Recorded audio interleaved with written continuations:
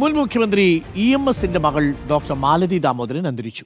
വാർദ്ധക്യ സഹജമായ അസുഖത്തെ തുടർന്ന് വീട്ടിൽ വിശ്രമത്തിലിരിക്കെയാണ് മരണം. ദീർഘകാലം രാമകൃഷ്ണ മിഷൻ ആശുപത്രിയിൽ ഡോക്ടറായിരുന്നു. സംസ്കാരം നാളെ ശാന്തി കവാടത്തിൽ നടക്കും. റഹീസ് റഷീദുണ്ട് കൂടുതൽ വിവരങ്ങളുമായി. റഹീസ്, നമസ്കാരം. റഹീസ്, ഡോക്ടർ മാലതി ദാമോദരൻ അന്തരിച്ചു. EMSന്റെ മകളാണ്.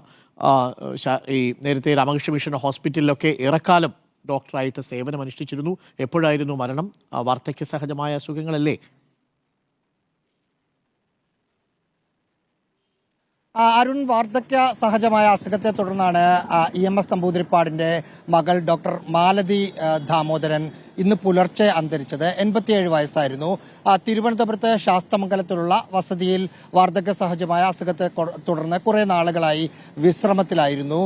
റിട്ടയർമെന്റിന് മുമ്പ് വെല്ലൂർ ക്രിസ്ത്യൻ മെഡിക്കൽ കോളേജിൽ ശിശുരോഗ വിദഗ്ധയായി റിട്ടയർമെന്റ് കാലം വരെ അവിടെ തന്നെയായിരുന്നു ജോലി ചെയ്തിരുന്നത്. അതിനുശേഷം വീടിനടുത്തുള്ള തിരുവനന്തപുരത്തെ ശാസ്തമംഗലത്തെ ശ്രീരാമകൃഷ്ണ ആശുപത്രിയിൽ ആയിരുന്നു പിന്നീട് ദീർഘകാലം ചികിത്സയിലുണ്ടായിരുന്നത്.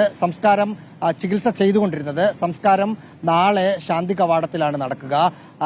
EMSന് 4 മക്കളാണുള്ളത്. ഇതിൽ EM ശ്രീധരനും EM ശശിയും നേരത്തെ മരണപ്പെട്ടിരുന്നു. ഇപ്പോൾ ഡോക്ടർ മാലതി മരണപ്പെട്ടിരിക്കുന്നു. EM രാധയാണ് മറ്റൊരു മകൾ.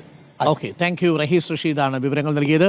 രാമകൃഷ്ണ മിഷൻ ആശുപത്രിയിൽ ഡോക്ടറായിരുന്ന EMSന്റെ മകളാണ് ഇപ്പോൾ അന്തരിച്ചത്. വാർദ്ധക്യ സഹജമായ അസുഖത്തെ തുടർന്നാണ് അന്ത്യം. ഡോക്ടർ മാലതി ദാമോദരൻ എന്നാണ് പേര്.